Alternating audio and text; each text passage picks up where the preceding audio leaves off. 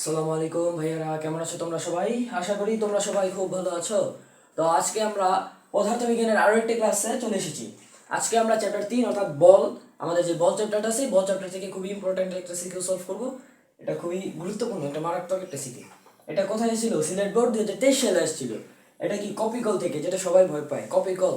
আচ্ছা, আমরা এই কপি কলটা সাধারণত দুইভাবে সলভ করা যায়। আমরা একদম অ্যাকুরেটটা সলভ করবো, ঠিক আছে? অ্যাকুরেটটা সলভ করবো। তো আমরা বেশি কথা না বলে ডাইরেক্ট এটা সলভ করে দেবো, বেশি সময় নাই, আমরা এটা সলভ করে দিচ্ছি। চলো দেখো, আমাদের প্রশ্নে কি একটা কপি কল দেওয়া আছে? কপি কল এটা তো সবাই চিনো, রাইট? কপি কল তো সবাই চিনো। একটা বস্তু দেওয়া আছে বি বস্তু, যার ভর দেওয়া আছে 30 কেজি, দেখা যায়? অবশ্যই একদম ক্লিয়ার, পানি পানি দেখা যাইতেছে।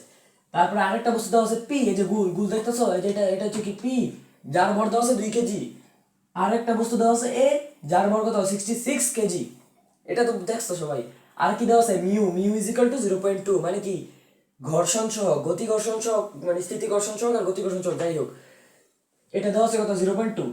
প্রথম প্রশ্ন কি বলছে? প্রথম প্রশ্ন কি বলছে খেয়াল করো, খেয়াল করো। বলছে কি পি বস্তুর ঘর্ষণ বল বের করতে, কি বলতে বের করতে বলছে? ঘর্ষণ বল। আমাদের প্রশ্নে কি দেওয়া আছে? প্রশ্নে দেওয়া আছে কি মিউ, ঘর্ষণ সহগ দেওয়া আছে। তাহলে ঘর্ষণ সহগ থেকে আমরা চাইলে খুব সহজেই কি করতে পারবো? ঘর্ষণ বল বের করতে পারবো। তো দেখো, আমরা কি ঘর্ষণ বলের ফর্মুলা জানি না? ঘর্ষণ বলের ফর্মুলা কি আমরা জানি, দেখো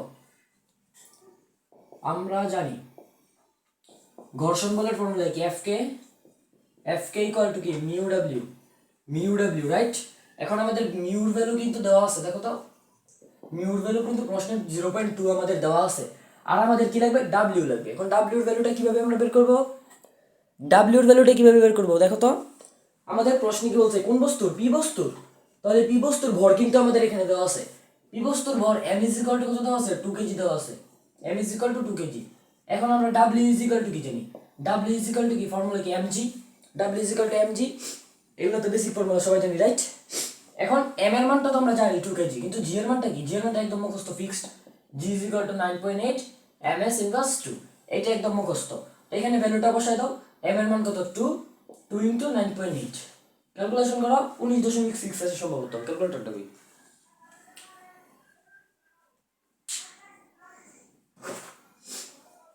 আহ, 19.6 আসল কথা, 9.8 কে 2 দিয়ে গুণ দিলে 9.8 ইন্টু 2, হ্যাঁ 19.6 আসে। কি আসে আমাদের? 19.6। একক কি আমাদের? ভরের একক কি? সরি, ওজনের একক কি? নিউটন। তো নিউটন বসাই দাও। এবার দেখো এখানে আমরা মানটা বসাই। আমাদের মিউ কত? 0.2, 0.2। আর ডাব্লিউ মানটা কত পেয়েছি আমরা? 19.6, 19.6। এবং এটাকে ক্যালকুলেশন করবো, এটাকে ক্যালকুলেশন করলে আমরা যেটা পাবো সেটা হচ্ছে কি আমাদের ঘর্ষণ গুণ না, ঘর্ষণ মানে গতি, ঘর্ষণ বল কিটা 19.6, 3.92 নিউটন, রাইট? কি আসছে আমাদের? 3.92 নিউটন। আন্ডারস্ট্যান্ড? বুঝছো কিনা দেখো, খুবই সহজ এবং ছোট একটা ম্যাথ ছিল এটা।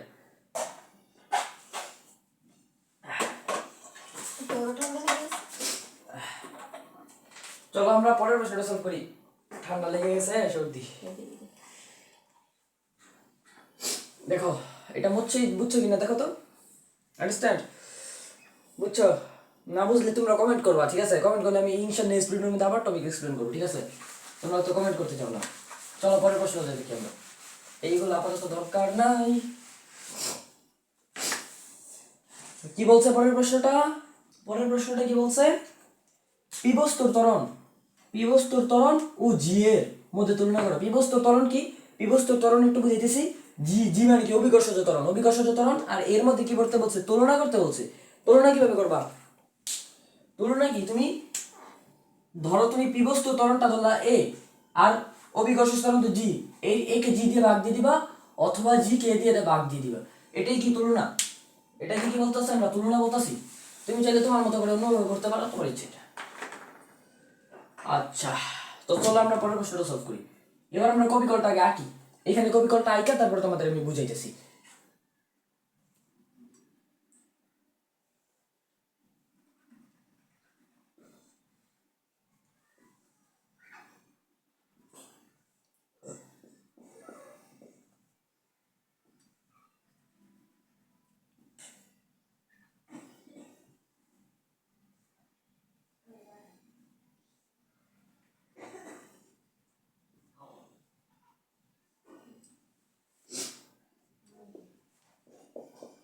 এটা হচ্ছে আমাদের পি বস্তু, এটা হচ্ছে আমাদের বি বস্তু যার ভর কত 30 কেজি, আর এটা আমাদের কি এ বস্তু যার ভর কত 66 কেজি। তাহলে এটাই আমাদের কি কপি করতে, আর এখানে ঘর্ষণ গুণাঙ্ক কত দেওয়া আছে 0.2 দেওয়া আছে। কপি করটা দেখছো না, এই কপি করটা তো বুঝতেছো নাকি? এখন দেখো আমাদের কিন্তু কি করতে বলছে, পি বস্তু ত্বরণ বের করতে বলছে। দেখো এখানে এর যে ভরটা, যেটাকে আমরা ম্যাস অফ এ ধরলাম, ম্যাস অফ এ ধরলাম, এ বস্তুর ভরকে আমরা কি ধরছি mass of A, M of A ধরছি, আর বি বস্তুর ভরকে আমরা কি ধরলাম এম অফ বি ধরলাম, এম অফ বি ধরলাম, আর পি বস্তুর ভরকে আমরা কি ধরলাম এম অফ পি ধরলাম, এম অফ পি ধরলাম। পি বস্তুর ভর কিন্তু আমাদের প্রশ্নে বলে দিছে, কত বলে দিছে 2 কেজি, 2 কেজি কিন্তু আমাদের বলে দিছে। M I right? M I right? এতটুকু ক্লিয়ার কিনা দেখো তো, এই 66 কেজি আর 30 কেজির মধ্যে বড় কোনটা? 66 কেজি আর 30 কেজির মধ্যে বড় কোনটা? অবশ্যই 66 কেজি। তাহলে আমরা দেখতে পারতেছি কি মাস অফ এ, আমরা কি পাইতেছি এখানে এম অফ এ, মানে mass of A is greater than M of B. এটার বেশি ওজন, এটার ভর বেশি, এটার ভর কম, এটার ভর আরো কম। তাহলে এই যে কপি করটা, এই যে বস্তুটা, এই বস্তুটা কি নিচের দিকে নামবে, মানে এটাই যে এটা উপরের দিকে উঠে যাবে, এটা নিচের দিকে নামবে। আর এটা যে নিচের দিকে নামবে, অবশ্যই একটা ত্বরণ নিয়ে নিচের দিকে নামবে, সেই ত্বরণটা আমাদের বের করতে হবে। এখন ত্বরণ তুমি দুইভাবে বের করতে পারবা, একটা হচ্ছে সমীকরণ বসায় বসায়, আরেকটা তুমি একটা সূত্র ফর্মুলা আছে, ফর্মুলাটা আমি শর্টকাট হিসেবে লিখে দিই, তুমি চাইলে এটা যদি এমসিকিউ আসে করতে পারবা, না আসলে সমস্যা নেই, তুমি সিকিউতে অ্যাপ্লাই করতে পারবা, সমস্যা নেই, তোমার ইচ্ছা। এটা কি ত্বরণ বের করার জন্য কি a is equal to f external, f external divided by কি summation of m, summation of m। দেখা যায় এটা লিখছি যে, এটা একটু ক্লিয়ার করে লিখে দিই, এটা একটু ক্লিয়ার করে লিখে দিই। a ইজ ইকুয়াল টু কি f এক্সটার্নাল আর কি summation of m। f external মানে কি, এই যে বস্তুটা, এই যে বস্তুটা কোন বস্তু, এ বস্তু, এটা কি ভুল লিখছি, প্রশ্ন ভুল লিখছি তো, এটা এ বস্তুর ত্বরণ হবে, আর পি বস্তুর এ বস্তুর ত্বরণ কি সমস্যা নেই, পি লিখতে পারে, লিখতে পারে, সমস্যা নেই, এটা ব্যাটার করে না। এফ এক্সটার্নাল মানে কি বাহ্যিক বলগুলা, এই যে কপি কর্তার মধ্যে বস্তুটার উপর, এই বস্তুটার উপর বা পি বস্তুটার উপর, যে কোনো একটা বস্তুর উপর, মানে পুরোটার মধ্যে কি পরিমাণ বল প্রয়োগ হইতেছে, বাহ্যিক যে বলটা প্রয়োগ হইতেছে সেটা হচ্ছে এফ এক্সটার্নাল। আর সামেশন অফ এম কি, তিনটা বস্তু যেটা আছে, যতগুলো বস্তু আছে সবগুলো বস্তুর ভরের যোগফল, ভরের যোগফল। আচ্ছা ঠিক আছে, আমরা সমীকরণ দিয়ে দেখি এবার, এটা দেখাবো, এটাও দেখাইতে পারি যদি সময় পাই, দেখাই দিব। আচ্ছা মুছে ফেলার দরকারটা কি আছে, এটা বড় বুঝতেছি। এটা আমাদের এ বস্তু, এটা আমাদের কি বস্তু বি বস্তু। আচ্ছা এটাকে কি করতেছিলাম ম্যাস অফ এ ধরছিলাম, কি ধরছিলাম ম্যাস অফ এ, এটার বরকে ধরছিলাম mass of B, mass of B মানে এম অফ বি আর কি। মান কত, এটা 66 কেজি আর এটা কত 30 কেজি। আচ্ছা এতটুকু ক্লিয়ার। দেখো তো এই বস্তুটার একটা ভর আছে, এই বস্তুটার কি আছে একটা ভর আছে, তাহলে সে তার ভর অনুযায়ী নিচের দিকে কি করতে চাইবে, একটা বল প্রয়োগ করবে। এই বস্তুটার যেহেতু একটা ভর আছে, সে কি করবে নিচের দিকে একটা বল প্রয়োগ করবে, সেই বলটা প্রয়োগ করবে, তার কি পরিমাণ বল প্রয়োগ করবে, তার ওজনের সমপরিমাণ বল প্রয়োগ করবে। কি পরিমাণ বল প্রয়োগ করবে, তার ওজনের সমপরিমাণ বল প্রয়োগ করবে, সেটাকে আমরা এফ অফ এ ধরলাম, আমরা এফ অফ এ পরিমাণ বল প্রয়োগ করতেছে, এফ অফ এ পরিমাণ নিচের দিকে বল প্রয়োগ করতেছে। এই বস্তুর একটা ভর আছে, সেই ভরের কারণে সে কি করতেছে নিচের দিকে এফ অফ এ পরিমাণ একটা বল প্রয়োগ করতেছে, এবং এই এফ অফ এর ভ্যালুটা কত, তার ওজনের সমপরিমাণ, তার ওজনের সমপরিমাণ মানে কি mass of A into G, mass of A into G. একইভাবে তোমরা বিবস্তুর ক্ষেত্রে কল্পনা করো, বিবস্তুর একটা বল আছে যেটা 30 কেজি, তাহলে বিও কি করবে নিচের দিকে একটা বল প্রয়োগ করবে, নিচের দিকে একটা বল প্রয়োগ করবে, দাও নিচের দিকে একটা বল, এটাকে আমরা এফ অফ বি ধরলাম। কি পরিমাণ বল প্রয়োগ করবে, বিবস্তুর ভরের সমপরিমাণ M two G, M two G দিছিলাম, এম অফ বি ধরছিলাম আর কি, M of B, M of V G, এটা ধরছিলাম রাইট। এখন দেখো তো এই যে একটা সুতা আছে, এটা কিন্তু সুতা দিয়ে বাঁধা, তাহলে সুতাটা কি করবে উপরের দিকে একটা টান দিবে, যেটাকে আমরা সুতার টান বলি, যেটাকে আমরা কি বলি সুতার টান বলি, সুতার টান বলি। তাহলে এটা ধরলাম টি ওয়ান, সুতার টান কি টি ওয়ান ধরলাম আমরা, টি ওয়ান ধরে নিছি। তারপরে দেখো আবার এখানেও তো সুতার একটা টান আছে, এখানেও তো সুতার একটা টান আছে, এটা কি টি টু, এটা কি টি টু, এইটা টি ওয়ান, এইটা টি টু। কাহিনী কি ভাইয়া, দেখো এই যে সুতাটা এইখানে শুরু হয়েছে, এইখানে গিয়ে শেষ, সুতাটা প্রথম সুতা, এটাকে 1 নম্বর সুতা ধরো, এই সুতাটা এইখান থেকে শুরু হইয়া এইখানে গিয়ে শেষ হয়েছে, এটা কিন্তু একটা নির্দিষ্ট সুতা। এইখানে যদি টি ওয়ান সুতা টান কাজ করে, তাহলে এই পয়েন্টটা আমাদের টি ওয়ান সুতা টান কাজ করবে, এই পয়েন্টটা আমাদের টি ওয়ান সুতা টান কাজ করবে, ঠিক আছে। কিন্তু এটা তো সুতা, আরেকটা সুতা, আলাদা আরেকটা সুতা না, তাহলে এই সুতার জন্য সুতা টান কিন্তু আরেকটা হবে, এই জন্য সেটাকে আমরা টি টু ধরছি, ঠিক আছে। এখন এই সুতার যে কোনো পয়েন্টে সুতার টান টি টু, আন্ডারস্ট্যান্ড? বুঝাইতে পারছি কিনা দেখো তো, বুঝাইতে পারছি কিনা? এখন আমরা পি বস্তুর দিকে খেয়াল করি। পি বস্তুর একটা ভর আছে, পি বস্তুর একটা ভর আছে, সে কি করবে? পি বস্তুর ভর অনুযায়ী নিচের দিকে একটা বল প্রয়োগ করবে। সেটাকে আমরা কি করলাম, এটা সাইডে লিখি। এটা ধরো এইখান থেকে এখানে লিখলাম, ধরলাম এফ থ্রি পরিমাণ বল প্রয়োগ করবে। F3 কি? তার ভর অনুযায়ী, মানে তোর ওজনের সমপরিমাণ বল নিচের দিকে প্রয়োগ করবে, মানে কি এম অফ পি জি। এটা না লিখলেও চলে, এটা আমাদের লাগবে না। আর দেখো আরো একটা জিনিস আছে এখানে, ঘর্ষণ বল দেখতেছো? ঘর্ষণ বল আছে দেখছো? ঘর্ষণ বল, তাহলে ঘর্ষণ বল, তাহলে মেঝেতে যেহেতু ঘর্ষণ বল আছে, তাহলে এখানে আরো একটা বল কাজ করবে। সেই বলটা কি আমাদের এফ কে আমরা পাইছিলাম কত? 3.92 নিউটন, মেবি 3.92 নিউটন আমরা পাইছিলাম, ঠিক আছে। এফ কে আমরা কি পেয়েছিলাম? 3.92 নিউটন পেয়েছিলাম। তো এখানে আমাদের কয়টা বল কাজ করতেছে? একটা বল, দুইটা বল, তিনটা বল, চারটা বল। এখন পি বস্তুর জন্য তো সুতা টান কাজ করবে। এইদিকে কি করবে? এইদিকে একটা সুতা টান কাজ করবে কি? টি টু। আবার এইদিকে একটা সুতা টান কাজ করবে কি? টি1। এদিকে একটা সুতা টান কাজ করবে কি? টি1। বুঝতেছো? বুঝতেছো? এখন আমরা সমীকরণ হিসাব করি। দেখো, সমীকরণ দিয়ে করবো নাকি ওইভাবে করে দেবো? ওইভাবে করলে সুবিধা হবে তোমাদের জন্য, এটা আমাদের দরকার নেই, বুঝে গেলে এতটুকু। এখন যদি তুমি সমীকরণের ঝামেলা করতে না চাও, এতটুকু দেখো, এতটুকুন যে বললাম, এতক্ষণ এই কথাগুলো যে বললাম, এতটুকু বুঝছো কিনা এটা আমাদের একটু মানে কি শিওর করো। আমি এতক্ষণ যে বলগুলোর কথা বলতেছি, এতটুকু বুঝছো কিনা সেটা শিওর করো তুমি, সেটা শিওর করো। আজকে আরো একটা কনসেপ্ট শিখে দিব। তাহলে এখান থেকে যদি আমরা পি বস্তুর ত্বরণ বের করতে চাই, তাহলে এ ইজ ইকুয়াল টু কি বলছিলাম ফর্মুলা? এফ এক্সটার্নাল, আর নিচে কি? Summation of M. এখন এফ এক্সটার্নাল মানে কি? বাহ্যিক যে বলগুলো প্রয়োগ হইতেছে সেটা। এখন যখন তুমি এফ এক্সটার্নালের মান বসাবে, মানে বাহ্যিক বলের মানগুলো বসাবে, তখন তুমি যে সুতার টানগুলো আছে না, সেগুলোকে ধরবে না, সেগুলোকে কাউন্টই করবে না। সুতার টান বাদ, সুতার টান টোটালি বাদ। তাহলে আমাদের ভর আছে কি? এই ভর মানে এই বল এবং এই বল। আরেকটা কি? ঘর্ষণ বল আছে, যে ঘর্ষণ বল। তাহলে আমাদের এফ এক্সটার্নালের মান কি আসবে?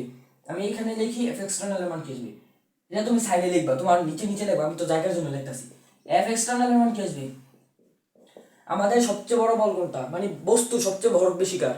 এই বস্তুটা। তাহলে আমাদের কপি করতে এইদিকে নিচের দিকে নামবে, এইদিকে নিচের দিকে নামবে। তাহলে এইটার ভর এফ এক্সটার্নাল মানে নিট বলটা। এখানে নিট কতটুকু বল কাজ করতেছে? নিট বলটা সাম্য বা নিট বল, যেটা নিট বলটা কত কাজ করতেছে? নিট বলটা কি হবে? এফ অফ এ থেকে এই যে বলটা বাদ হবে, এইটা বাদ হবে, এটা কি করবো আমরা? বাদ দিব, রাইট? বড়টা থেকে আমরা ছোটটা বাদ দিই। তো আমরা এটা যেহেতু বড়, জি এর মান তো কনস্ট্যান্ট, জি এর মান ধ্রুব, তাহলে এম অফ এ যদি বড় হয় এবং এম অফ বি মানে এম অফ বি যদি ছোট হয়, তাহলে অবশ্যই এই বলটা বড়। তাহলে এই বলটা আমরা আগে লিখবো, এই বলটা পরে লিখবো। আরেকটা বল কি করতেছে? কাজ করতেছে। কি কাজ করতেছে? ঘর্ষণ বল কাজ করতেছে। এখন মনে রাখবো, ঘর্ষণ বল সবসময় গতির বিপরীত দিকে কাজ করে। এখন আমাদের গতিশীল বস্তুটা, মানে এই বস্তুটা কোন দিকে গতিশীল? নিচের দিকে গতিশীল, এইদিকে গতিশীল, এইদিকে গতিশীল। তাহলে আমাদের এই যে এই বস্তুটা, পি বস্তুটা কোন দিকে গতিশীল হবে? পি বস্তুটা এইদিকে গতিশীল। এই যে কারণ কি, এইভাবে সেইভাবে গতিশীল হচ্ছে। তাহলে আমাদের ঘর্ষণ বলটা কোন দিকে কাজ করবে? ঘর্ষণ বল কাজ করবে এইদিকে, ঘর্ষণ বল এইদিকে কাজ করবে, যে এইদিকে কাজ করবে। তাহলে ঘর্ষণ বলটা কি করতেছে? বিপরীত দিকে কাজ করতেছে। তাহলে আমরা ঘর্ষণ বল এফ কেটা বাদ দিয়ে দিব, ঘর্ষণ বল এফ কেটাও কি করবো? বাদ দিয়ে দিব। এটা হচ্ছে আমাদের কি? এফ এক্সটার্নালের মান। এখন আমাদের সামেশন অফ এম মানে কি? এটা একদম ইজি। সামেশন অফ এম মানে যতগুলো বস্তু আছে সবগুলোর ভর যোগ করে দিব। m1 m2 m3 মানে m of A plus M of B plus M of P, সবগুলো আমরা যোগ করে দিব। এখন এটাই না এখানে বসাই দাও, M of A plus M of B plus M of এই সরি আকাম করে হয়েছি তরিকে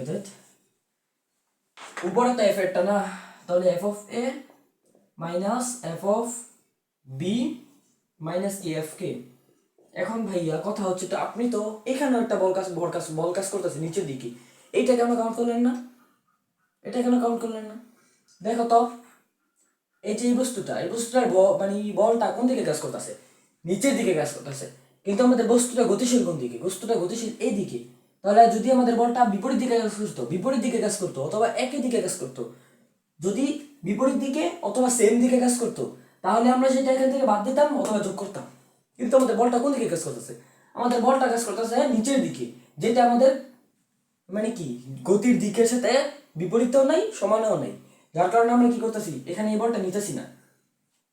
আন্ডারস্ট্যান্ড আন্ডারস্ট্যান্ড কপি করলে এটা বুঝছো? তার সামেশন অফ এম কি M of A plus M of B plus M of P. তোমার এত কিছু বুঝার দরকার নেই। যদি তুমি কিছু বুঝতে না পারো, একদমই বুঝো না বুঝো, তাহলে তুমি কি করবা, সিম্পলি ফর্মুলাটা বসাইবা। এখানে যে বস্তুটা দেখবি, আমি অন্য কালার দিয়ে দেখাই, তোমার এই কপি কলের মধ্যে এই যে এইটা হচ্ছে তোমাদের বৃত্তিটা মানে বস্তুটা যেটা আছে না, এটার উপরে যে বস্তুটা থাকবে সেই বস্তুটার ভর, সেই বস্তুটার ভরটা শুধু নিবা, সেই বস্তুটার কি নিবা, ভরটা নিবা। কিন্তু সেই বস্তুটা যে নিচের দিকে একটা বল প্রয়োগ করবে, সেই বলটা তুমি ভুলে নিবা, বলটা নিবা না। বল কোনটা কাউন্ট করবা, এই বস্তুর বল কাউন্ট করবা, এই বস্তুর বল কাউন্ট করবা। আর যে ঘর্ষণ বল থাকে তাহলে ঘর্ষণ বলটা নিবা, না থাকলে ঘর্ষণ বল নেওয়ার দরকার নেই। ঠিক আছে? নিচে যে ঝুলন্ত অবস্থায় যে দুটা দেখবে সেই দুটার জন্য যে বলটা পাবা সেই বলটা নিবা। এখন ভাইয়া যদি তুমি না বুঝো, তুমি একান্তই না বুঝো যে কোন বলটা বড় হবে, আমি কোনটা থেকে কোনটা বিয়োগ দিব, তাহলে তুমি রাফের মধ্যে প্রথমে এটা থেকে এটা বিয়োগ দিবা। যদি মাইনাস আসে তাহলে মাইনাসটা গ্রহণযোগ্য নিবা না, যদি যেটা মধ্যে প্লাস আসবে সেটা নিয়ে নিবা। এখন এখানে ভ্যালু ইনপুট করো। এফ অফ এ মানে কি, এফ অফ এ মানে কি? এখন আমি চাইলে কপি কলটা মুছে দিব নাকি? এফ অফ এ মানে কি, এফ অফ এ মানে কি, এম অফ এ যে দেখছিলাম কি, এই যে এম এ জি, আর আমাদের এফ অফ বি মানে কি, এম বি জি, আর এফ কে মান কত 3.92 আর নিচে তিনটা যোগ করে দাও, কত 66 প্লাস 30 প্লাস 2। এখন আমি কোথায় লিখি,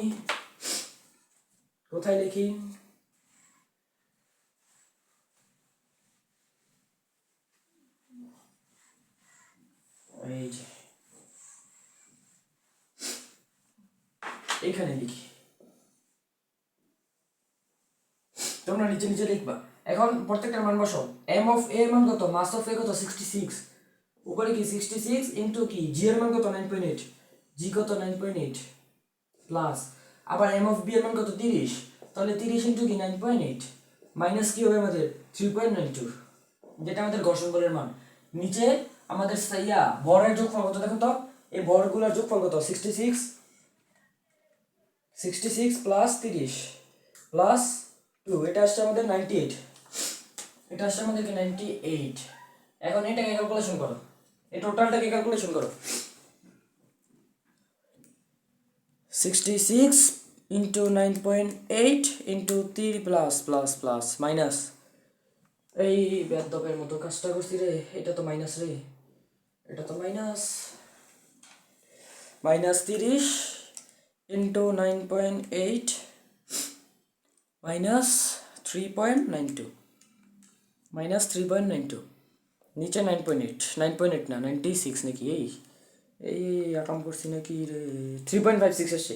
আচ্ছা দেখি 98, ঠিক আছে 3.56 কত আসছে আমাদের 3.56 একক কি হবে আমাদের, আমাদের ত্বরণের একক কি ms ইনভার্স 2, এটা হচ্ছে আমাদের কি পি বস্তুর ত্বরণ, এদিকে আমাদের পি বস্তুর ত্বরণ। এখন যদি আমি তোমাকে বলি এ বস্তুর ত্বরণ কত, তাহলে কি হবে,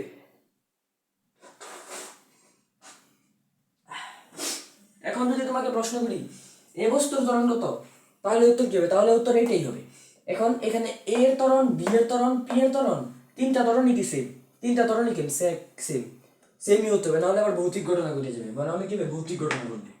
যাক সেটা নিয়ে আমরা যেতেছি না, সেটা বেসিক জিনিস হতে, তোমরা বেসিক পারো। আচ্ছা এখন আমাদের বলছে তুলনা করতে, এটা মুইছা ফেলি এটা আমরা কি করতে পারি, এখন মুইছা ফেলতে পারি, আবার দরকার এই লাগবো, আবার দরকার পড়বে মানে 100 বার পড়বে। এখন এটাকে কি করছিলাম আমরা এ, এখন দেখবা এ কে জি দ্বারা ভাগ করি, এ কে জি দ্বারা ভাগ করি, কি করি এ কে জি দ্বারা ভাগ করি, তাহলে উপরে এ দাও নিচে জি দাও, তাহলে এর মান কত 3.56, নিচে আবার কত, নিচে হবে কি জি এর মান কত 9.8। এখন এটাকে ক্যালকুলেটরে বসাও, বসে লিখে আসে a by G equal 3.56 divided by 9.8, এটা আসছে আমাদের কি 0.3632 না 33 দাও 33। এখন পরের লাইনে এই জিটাকে ওই পাশে পাঠিয়ে দাও, তাহলে কি হয় a ইকুয়াল টু 0.36 ইন্টু জি, তারপরে লাস্টে লিখে দিবা আমাদের পি বস্তুর ত্বরণ, অতএব পি বস্তুর ত্বরণ জি এর এত গুণ। পি বস্তুর ত্বরণ আমি বাংলায় লিখে দিই, তোমরা আবার পেস লাগাই দিবা নাকি। তাহলে লাস্টে কি হবে, অতএব যেহেতু আমাদের প্রশ্নে পি এর কথা বলছে তাহলে পি হবে, তাহলে অতএব পি বস্তুর ত্বরণ এ জি এর 0.3633 গুণ। এটাই আমাদের অ্যান্সার। বুঝতে পারছো একদম সহজ করে দিচ্ছি। আর 9 মিনিট আছে, তোমাদের একটা দেখি দেখো। এখন যদি তোমাকে এই প্রশ্নটা অন্যভাবে বলে সুতার টান বের করতে বলে, এখান থেকে আমরা যে সুতার টানেরটা দেখছি, কেন সুতার টানেরটা দেখছি এখন একটু বুঝবা। এখন বুঝবা কেন সুতার টানেরটা আমরা দেখছি। যদি তোমাকে প্রশ্ন সুতার টান বের করতে বলতো, তাহলে তুমি কি করতো, আমি একটু দেখাই দিই। যদি ওটা বোর্ড সলভ ক্লাস, এটা একটু বেশি হয়ে যায়। এটা আমাদের কপি করটা, আবার কি একটু পরিশ্রম তো করি তোমাদের জন্য। এটা হচ্ছে আমাদের পি মহাশয়, এইদিকে একটা সুতা আছে, সুতাটা নিচে দিকে গেছে, এখানে একটা সুতা আছে, এটা হচ্ছে আমাদের এ বস্তু, এটা হচ্ছে আমাদের কি বি বস্তু, এটা হচ্ছে আমাদের এ, এটা বি, এটা হচ্ছে পি। তাহলে এ কি করবে, নিচের দিকে একটা বল প্রয়োগ করবে, সেটা হচ্ছে কি এম অফ এ জি। আর বি কি করবে, একটা নিচের দিকে বল প্রয়োগ করবে, এম অফ বি জি।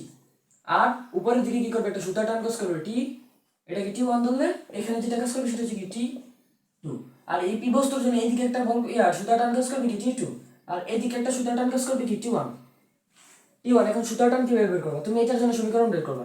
এখান থেকে নিট বল কত আসে, সুতার টান উপরের দিকে আর এরটা নিচের দিকে। এখন বস্তুটা কোন দিকে যেতেছে, সেটা বুঝো। এই বস্তুটা কোন দিকে যেতেছে, নিচের দিকে নামতেছে। কারণ কি এই বস্তুর ভর কি আমরা পেয়েছিলাম 66 কেজি, এটার ভর কত 30 কেজি, তাহলে এটা যেহেতু বড় বেশি, তাহলে এটা নিচের দিকে নামবে, এটাকে উপরের দিকে টেনে উঠে দিবে। তাহলে আমাদের এটা কি নিচের দিকে নামতেছে, তাহলে এটার মান বেশি আর এটার মান কম। তাহলে সমীকরণ কি আসবে, নিট বল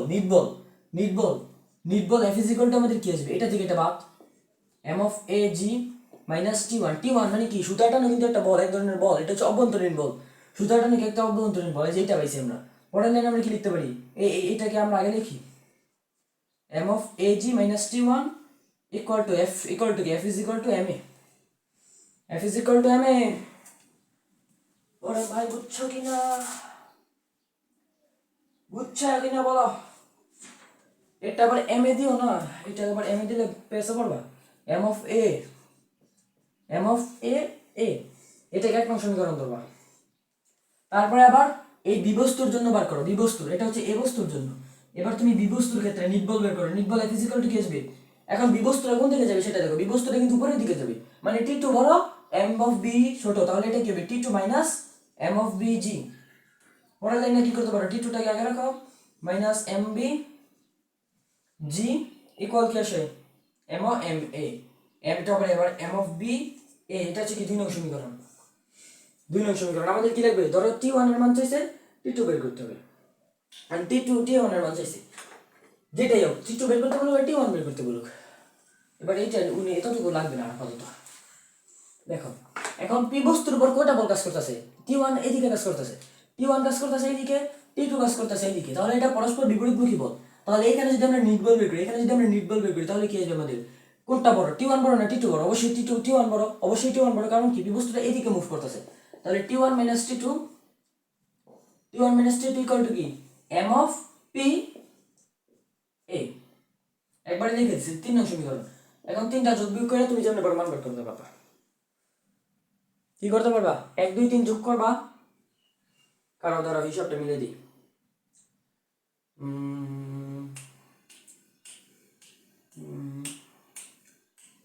এটা সমীকরণ পেয়েছি না তিনটা।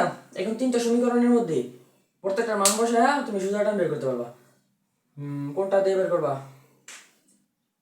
যদি তুমি টি টু বের করতে চাও তাহলে 1 আর 3 যোগ করবা। টি টু বের করতে চাইলে ধরো তোমাকে বলছে টি টু বের করতে, ওই সুতাটা টান বের করতে, তাহলে তুমি কি করবা 1 প্লাস 3 করবা, তারপরে এম অফ পি এর মান বসাইবা, এর মান তো বের করছিলে কিন্তু ওই যা বের করছিল সেভাবে এর মান বের কইরা বসাইবা। তারপরে আর কি আছে, আর কই এই যে এখানে এম এফ এর মান বসাইবা, জি এর মান বসাইবা, সবগুলোর মান বসায়া দেখবা টি ওয়ান আর টি কাটাকাটি যেতেছে গা, পরে বের করতে পারবা। যেহেতু এটা বোর্ড সলভ ক্লাস, আমি ডিটেলসে বললাম না। যদি তোমরা এটা ডিটেলস চাও আমরা আলাদা ভিডিওতে আলোচনা করবো। তো আজকের মতো bye bye, tata, see you. সুতার টানটা তোমরা একটা বাড়িতে ট্রাই করবা। যদি সুতার টানটা বের করতে না পারো ভাইয়াকে কমেন্ট করবা। অন্য একটা ভিডিওতে তোমাদের সুতার টান কীভাবে বের করতে হয় সেটা আমি ফুল এক্সপ্লেন করবো। টাটা, আল্লাহ হাফিজ।